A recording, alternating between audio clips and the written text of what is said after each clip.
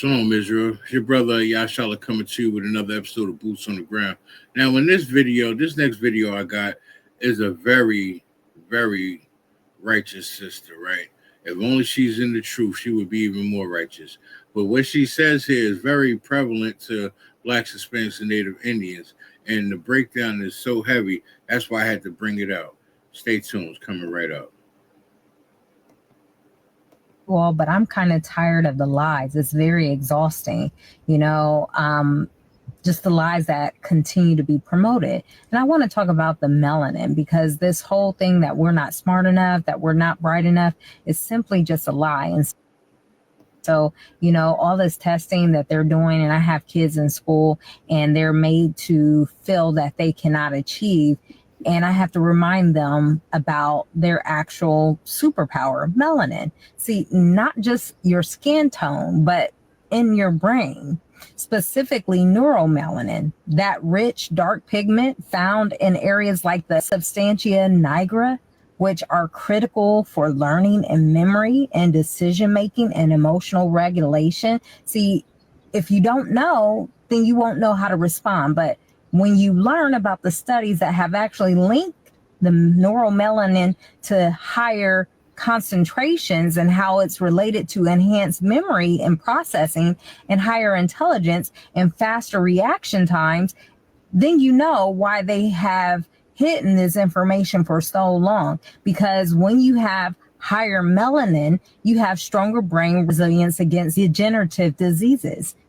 So translation to that is melanin doesn't just make you glow, it makes you grow.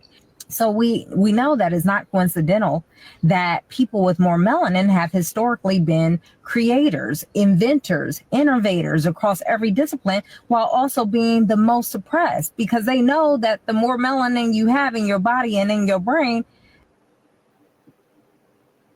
actually produces higher intelligence. So the Bible also says this too in 2 Corinthians chapter 4, verses 7. It says he placed treasures in earthen vessels. What treasures? It was in us all along, right? So we have more melanin, and we know that people with less melanin, because it's a recessive gene and it's a mutation, lack the same level of intelligence, of many different benefits that come along with that. What's so interesting about it is that we're supposed to be looking at this as if it's something negative. But why is it negative when every other cultural group does this? Group economics. See, the truth of the matter is they have stolen from us so many different things, and yet we still survive. And so I don't want to offend, but I have to be blunt here. When we invented it, they patented it. When we built it, they banked on it. So everything we created, they made sure they benefited off of it. Just like Louis Latimer, he actually developed the light bulb, but Edison got all the glory for it. And this has been going on through history. We know that Granville T. Woods laid the foundation for trains. Corporations got the contracts. Dr. Patricia Bath revolutionized eye surgery. The system licensed the tech. Black music became white record labels, billion-dollar industries off of our talent. Every time we create, they capitalize. We are the genius, but they control the royalties. It's quite interesting, isn't it?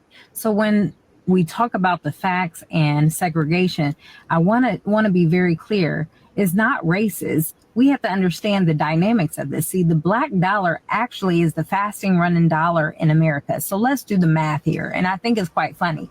Black people have spending power over 1.6 trillion. But guess what? That dollar stays in our community just for 6 hours, while the white community is that their dollar stays in their community 17 days. And guess what? Asian communities, it stays in their community 20 days. Jewish communities over 3 weeks. Why? Because we're systemically disarmed from owning what we build. And this is no coinky dink. The scripture said this would happen. So now our dollar does the labor, but the system collects the check. And this is why I support segregation on our own terms. See, that 400 years of slavery is over. And when I say that I want us to be segregated, I don't mean oppressed. I mean organize. Let's build black banks again. Let's educate our babies on the truth, not whitewashed lies. And let's support black farmers, black techs, black healing, black brilliance. And no, it doesn't mean I hate white people. No, it means I finally love us enough to stop begging for scraps from a table we built but never welcome to.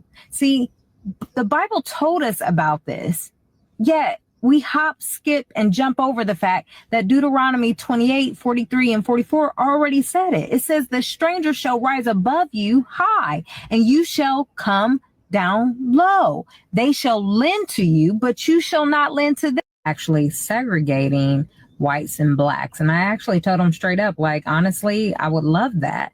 Now, they looked at me like I was crazy, and they almost spit up their almond milk. And I think they thought that maybe I was saying that out of hatred, but it really isn't about hatred. Here's the thing. I'm not talking about their version of segregation. See, I'm talking about our version of righteous separation, spiritual sovereignty, and black sufficiency. See, the truth of it is that integration was never about freedom. It was finesse.